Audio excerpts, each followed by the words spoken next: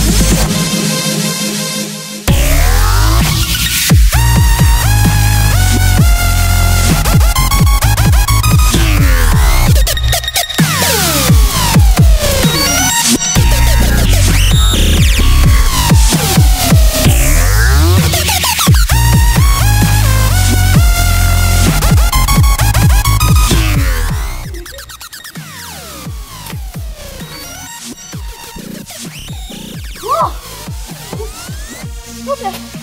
Tegeleme järgmises videos. Ma vist polnud nõudnud teha midagi. Peace!